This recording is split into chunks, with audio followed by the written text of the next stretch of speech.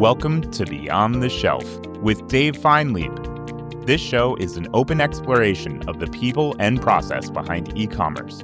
Through conversations with innovators in the space, we learn the stories of these leaders and their strategies for e-commerce success. We publish new episodes every Tuesday morning, so be sure to subscribe wherever you get your podcasts. And now, here's your host, Dave Feinleib.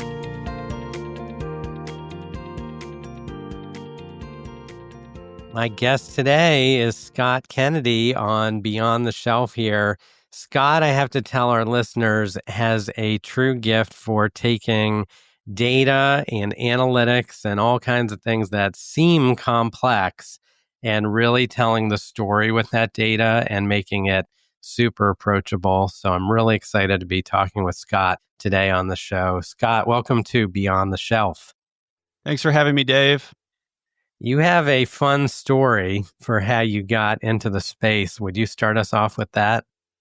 Sure. So at my previous employer, I'm a sports nut, and I was especially a baseball fan, most foremost. And I actually accepted an unpaid internship with my previous employer, Rawlings Sporting Goods. And on the first day of my internship, they came down to me and they said, "Hey, before you walk through those doors, we have a job opening, and B, you are the only intern with a degree at the moment. So how do you feel about interviewing for a job?" So all the interns walked left out one way, and I walked out the other door, interviewed, and had a job within like 24 to 48 hours.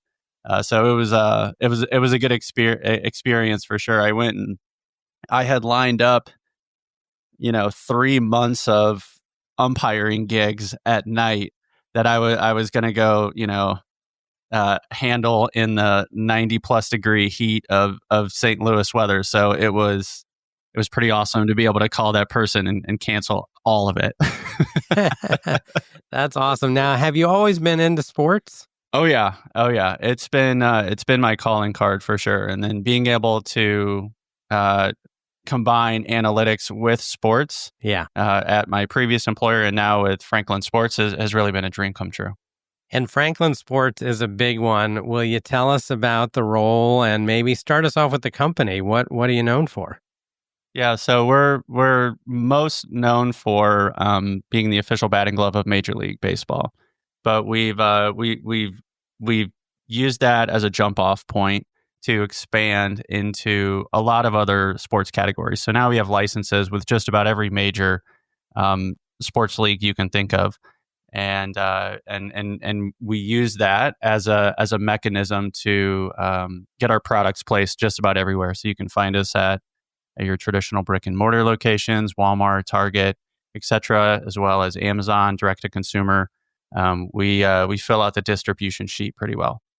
A big household item for us here in the Beyond the Shelf household are Franklin Sports products. Love hearing that. Yeah, that's great. Those are good ones. Now, it's March now, but winter meetings is something we talked about during our prep call. First off, what are those? So the winter meetings are really just an off-season thing for the GMs and the agents and other people loosely affiliated with the MLB to come together and exchange ideas and have a little bit of that off-season free agent discussions. So the tie-in as to how that pertains to me is the now president of Franklin Sports, Adam Franklin. He was at the winter meetings many years ago, and he ran into somebody that knew me, and they started talking, and he was on the search for somebody to start his analytics program, and so that's how my name was exchanged, and the connection ensued, and the rest is history. So my start with Franklin Sports actually has like a funny tie back to the way a lot of free agent discussions happen at the Major League Baseball level. It's a great tie-in, and now you're VP of Digital Strategy and Analytics at Franklin Sports. Would you tell us about kind of the day-to-day and the role and what all that involves? Yeah, so I think about my role as maybe overseeing three major components. So the first one is business intelligence. So this is the bread and butter of what we do. We have back end and front end engineers, and we're supporting lots and lots of people to help them run their businesses, whatever that is. And that's really like, the 80/20 of what our team is focused on. But we do have some other new and emerging areas that I'm extremely excited about. So the first one being the no code, low code space. So being able to connect the dots between systems and deliver data to people wherever they are. I too have to meet my consumer wherever it is, right? Yeah. Yeah. Stole one of your marketing phrases, I guess. But I like it. So yeah, low code, no code tools, and then we're starting to dip our toe into the data science waters right now. So I think about those three areas, and I could be having a strategy discussion about where we're headed, all the way down to getting into the nitty gritty of a project and having a code review session with somebody. So no project is too big or too small for me to get involved with. That's great. And just to bring that to kind of practical terms, what's kind of like a classic BI or low code business challenge that you've had to solve recently? One of the more recent, low code, no code scenarios that we had to figure out was just our users are going to adopt a new CRM tool or a new whatever tool. And for us, it's usually a challenge figuring out how we can re-architect our integration to start pushing into that platform. I would imagine in your history, new retailer pops up, new rule systems for how you have to submit images, and you've got to figure out how to run as quickly as you can so that you can open up the pipeline to that new retailer quickly. I'm going to flip this around and have you host the show. I like this setup a lot, but it's so true. These integrations, to your point, seem simple on the surface, but how do you do it efficiently? From a user perspective, it's like, hey, I've got data and images over here. I want them to go over there. Yeah, should be pretty basic, but yet you've got a lot of system complexity, and how do you connect them and move things around? Yeah, Dave, the cool part though, the paradigm is shifting a little bit with the no code, low code space, where some of these integration challenges that I'm talking about, yes, I do need to bring in a super specialized person on occasion to fix a problem or help us get over a hurdle. But by and large, a lot of it can be handled with somebody who isn't has a developer background, right? And so the value is immense when you can take somebody who might be coming up through a marketing background or an account management background, and you give them the ability with point and click tools to be able to do crazy integrations that I used to have to pay 3x for a year or two ago. Now, I want to shift gears. You mentioned sports at the outset here. Pickleball is a game that we're all hearing about seemingly all the time now. Talk to us about, first of all, it's been around for a while, but it kind of exploded in the last couple of years here. What's going on? Yeah, I definitely played it in gym class right a long time ago. Yeah. And I don't exactly know what happened between gym class when you were little and then now. I probably should have a better answer to that, but it's definitely exploding. Yeah. There's a huge infrastructure deficit right now. Like towns cannot build courts fast enough to keep up with demand. So, when you walk into your local YMCA and you start hearing the pickleball and the paddle noise, down the hallway, that's because there's just not enough courts. So you have to, you have to go take over one of the back gyms and set up your courts sideways inside. But it's been amazing. It's the participation is exploding. You're seeing official leagues happen. Dave, I know you're a tennis fan, so if you watch the tennis channel, you'll notice now that they switch over to pickleball tournaments now from time to time. Right. It's everywhere. How many times in your lifetime have you said, "Oh, there's this new sport that's come out of nowhere, and it's like extremely relevant, and products are on shelves now. It's on TV. Like, it doesn't really happen that you might get like a once in a blue moon cornhole event on ESPN from time to time, but that's very Yeah. intermittent. This is like for real and here to stay. It's the AI of the sporting world. It is. It's all the rage. Yeah. Now, for a company like Franklin Sports, you've really been able to move incredibly fast on this pickleball opportunity. First of all, kind of zoom out for us. Like, how does that work from a product perspective? And you get the physical product and the content and everything that goes with that. One of the benefits of being in other sports ahead of time is we know the song and dance in terms of grassroots marketing, getting involved with all the tournaments, where to place our bets in terms of being the official XYZ of this and that. And then on top of it, we already had very, very strong relationships with all of your traditional retailers. So the distribution scenario was pretty turnkey for somebody like us. When a retailer is looking at this sport and they're going, okay, I need to do something about it.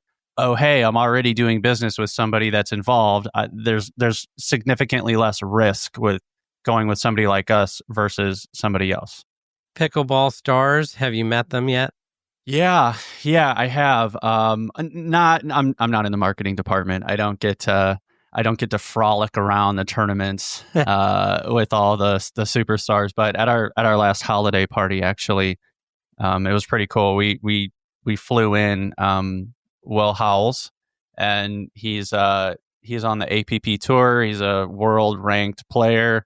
And when I walked out of my hotel room, sitting in the lobby waiting for us all to get together for our Uber, he was just hanging out. Yeah, and there you are. And so I struck up a conversation. So it was really nice though, because for Franklin Sports holiday parties, we all play pickleball. We do that sort of thing together. And so we brought in somebody like Will, who could go around and help teach people the sport. Or if you're already a high level player, he was jumping on the court and playing, with about 80% of his, Yeah, he's playing 3 games at once. Yeah. He's like the chess grandmaster playing like 11 games at one time. This is so great. And in this new space, when you think about kind of bringing this back to your day-to-day world of data and analytics and BI, what are some of the use cases you're seeing, maybe whether it's demand modeling or sales data or what have you, that you can really apply some of these newer capabilities to?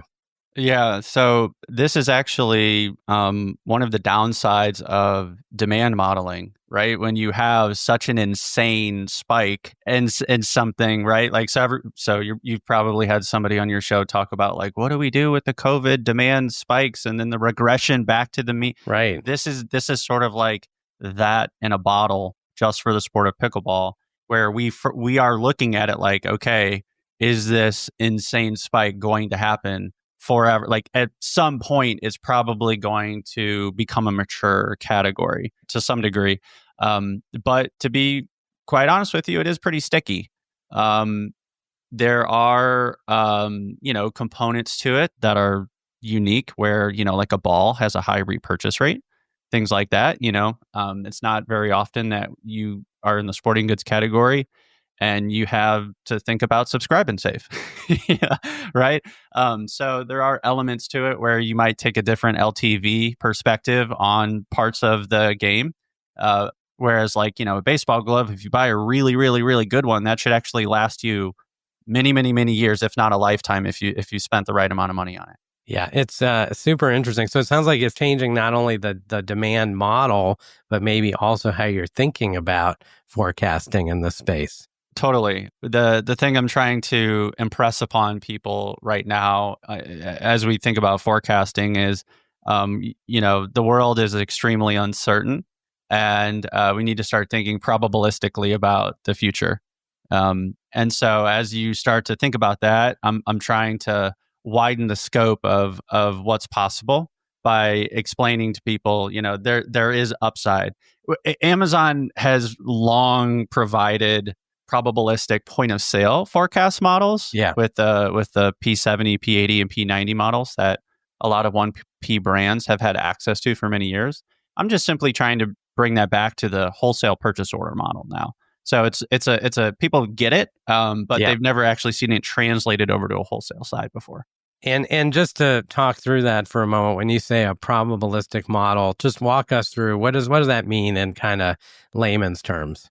Yeah, so in layman's terms, most of forecasting is I think we're going to sell 20 units next month, and there's no thought around the fact that the reality is it could be 10 units, it could be 15 units, it could be 25 units, it could be 30 units. So all I'm trying to do is I refer to it as like that cone of uncertainty. So imagine if you had a line chart, you'd have that deterministic value. But then I also want to make sure people have an understanding of what the upside is as well as the downside. So, I think as forecasters, a lot of times our job is to bring certainty to an uncertain world. And so I'm just trying to do that in a more articulate fashion.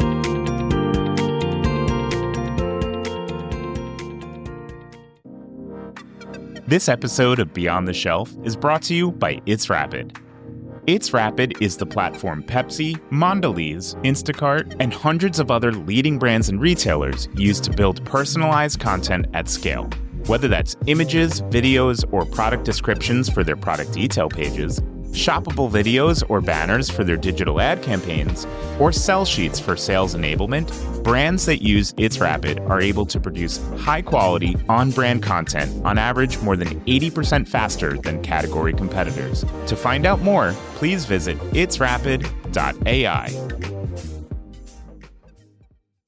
I love it. What a great way to bring the data to life and kind of make it approachable. AI, pickleball is in every conversation when it comes to sports. AI is in every conversation when it comes to data and content now. Where are you seeing this apply day to day? Everywhere. This is officially like part 2 of your podcast now, where we're gonna go into the AI stuff. The AI part. We'll be back after this short intermission. I probably have 4 to 5 different really good use cases. The first one, which I think will probably be most applicable to your listener base, was when the Amazon title change ruling came down. I mean, Dave, how quickly did you see like 20 different agencies say, we've got a custom GPT, just stick your ASINs here and we'll tell you what you need to fix, right? Yeah. Right? That would not have been possible pre-AI. So this idea of doing like very intense, like in my world, this would be like a regular expression where you're having to parse through large bodies of text and help flag what's wrong, how to fix it, all that. I think that's like a really obvious use case, anything text-based like that. The other use case that I'm finding a lot of success with is if I'm having weekly calls with a SaaS partner who's got an extreme expertise in a topic that I may have a little bit of background in, but I'm definitely not on their level. So I understand that there are AI meeting recording options out there, like Otter AI or Copilot if you're on the Microsoft side, whatever it is. And then you get these recaps where they're like, here's 4 or 5 bullet points about what you talked about. This person talked 80% of the time. Okay, great. But what I found to be more helpful is just give me the whole text dump of the transcript, walk over to AI, find the part where they were talking about something very specific that you want to diagnose or like think about it. Pull that out. Hey, now I want AI to give me a pro con of how my partner's perspective on this topic is compared to conventional wisdom. Tell me where they're wrong. And the next time we get on a call, I'm just hitting them with all these very specific questions about where there might be holes in their process. And we have an extremely fruitful conversation because of that. This is next level. So not just the synopsis of the meeting, but tell me all the context, give me the pros and cons, help me really think through help me poke holes in this so I can be a better student of what we can do even better in the space. Exactly. And if you're talking about, like what are the requirements of the selling partner API, you can essentially dump those API docs in your conversation with AI so that you can reference maybe where some of the challenges might be based on what your SaaS partner is saying needs to happen in their system. And you can start to really get ahead of issues on the forefront. And the average person just wouldn't be able to do that from a time perspective and maybe even from a skill set perspective. So huge opportunity in AI. Our listeners are often thinking about how do I bring AI into a large organization, for example, if that's a big brand. What are some of those challenges? And then how are you helping the organization either do test and learn or try things out or sort of bring it into the data? Yeah, so on the challenges front, I think depending on what you're attempting to use AI for, in certain cases, you need at least like a moderate background in the topic to have an idea about whether or not the AI tool of choice you're using is hallucinating or not. The amount of technical debt, that is probably being created is absolutely insane. So, if, in a perfect world, everybody's a senior developer, right? And those people, it's like magic when they're able to, because they know how to ask things a very explicit way. They know how to really just drive more efficiency at the end of the day, instead of having no clue what's going on and being given, an extra 4 variables when you didn't really need it in the first place. As far as like how do I push adoption at the company, for me, it's really just about getting your hands dirty. You said test and learn. Sometimes people say just break things. Just try to learn by doing. It's still the same advice with a lot of different applications, including AI. This is so great. Bringing AI in, meet a few pickleball stars in the process, hopefully. And then I think one other area I wanted to ask you about is this ability you have to kind of tell the story of the data. Did that always come naturally for you? How did you develop that, let's say, muscle memory around being able to take all these code and stats and info and turn that into something that people can get excited about? Yeah, I don't really know, Dave, to be like completely honest. I appreciate the compliment. I never considered it to be necessarily a skill that I had. But I will say this, I didn't come from a computer science background. I didn't come from a heavy math background. Like all that stuff was just sort of a grind later on in my career to figure out. But I will say it's pretty obvious now that I'm on the executive level that when you're trying to explain non-technical topics to people, being able to talk about a story or an analogy or something like that really, really, really helps drive the point home. And people can agree with those analogies, even if they're extremely loose. Yeah. It's so great. It's a great skill. Now, Jyoti Malik put us in touch, so I wanted to give her a shout out. We had her on the pod a couple of weeks ago, and she was a fantastic guest. So I'm so glad she put us in touch. I've got some lighthearted, fun questions that we like to call the rapid rundown here for you. And I got to tell you, I don't necessarily know the answers to all of these, so we will put those in the show notes. But first off, how many people play pickleball in the U.S.? This is probably going to blow your mind, but we're in the low 8 digits now in terms of participation. There's just something different when you think about the fact that you don't have. I mean, you're a tennis person, right? Right. So you know that it's a lifelong sport. Yeah. So when you're thinking about like basketball or your beer league softball or whatever, that dies off a lot harder than just being able to call somebody up, go meet them on a court, a lot of times without even a court reservation if you're talking about playing outdoors. Right. So it's incredible, and you're seeing that adoption happen from very young people, which I think it'll be a high school sport at some point, all the way through adulthood. That's what got me into tennis when I was a kid. My dad, of course, used to bring me out to the court and say, "Hey, can you handle this serve?" And oh yeah, no problem, Dad, no problem. And of course, you could never return those serves. So, but yeah, it's a great sport. Now, Franklin Sports, legendary in the space. When was the company founded? I got it, 1946. So it was founded. I feel like you might be using ChatGPT for this answer. It really goes back to the first sort of hallmark moment was when Mike Schmidt put a Franklin batting glove on, and some people might say that's when a lot of the brand really took off, but technically founded in 1946. Yeah, that's great. It's such a great brand, such a household name. AI and AI related technologies. Which one or ones are you most excited about? So I had mentioned earlier dealing with demand forecasting, and while I don't have any examples today, I am seeing the SaaS community start to think about using large language models in a time series forecasting fashion. So there's a few that are coming out of, I think it's called like the Y Combinator or something like that.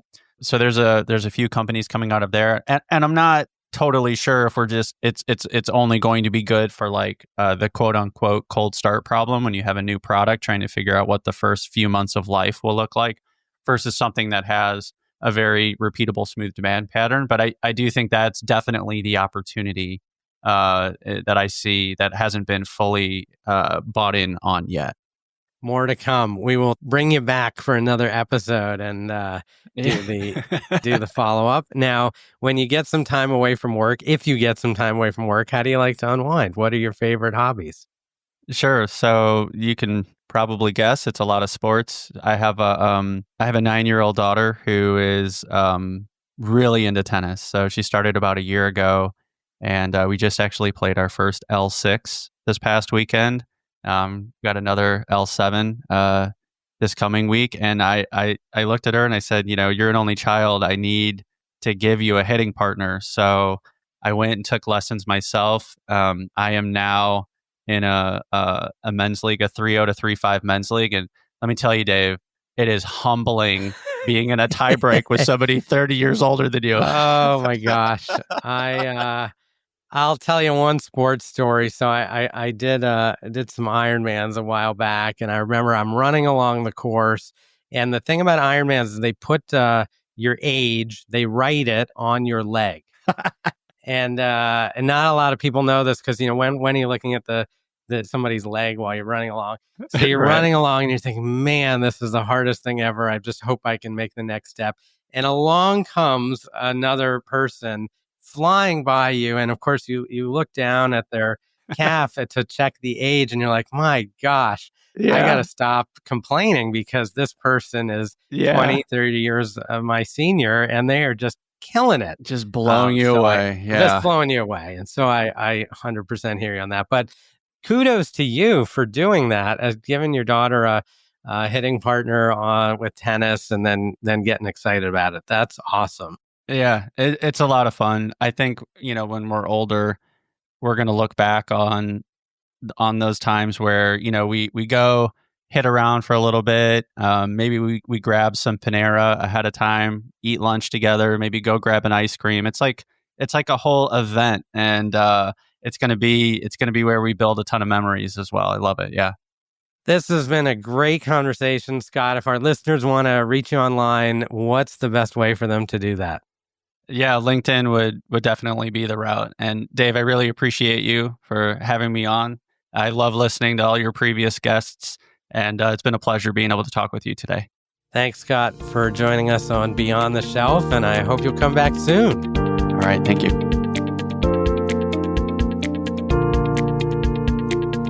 That's it for this week's episode of Beyond the Shelf. If you enjoy the show, be sure to like, subscribe, and leave us a review. It really helps us grow. And feel free to share us with your colleagues so they too can hear weekly perspectives from the brightest minds in e-commerce. You can also check us out on LinkedIn, where we post clips from each episode, share Dave's takes on breaking industry news, and much more. Beyond the Shelf is a production of It's Rapid. Our host is Dave Feinleib, and our producers are Sean Levy-Ashvili and Jake Musiker. Thanks for listening, and we'll see you next time on Beyond the Shelf.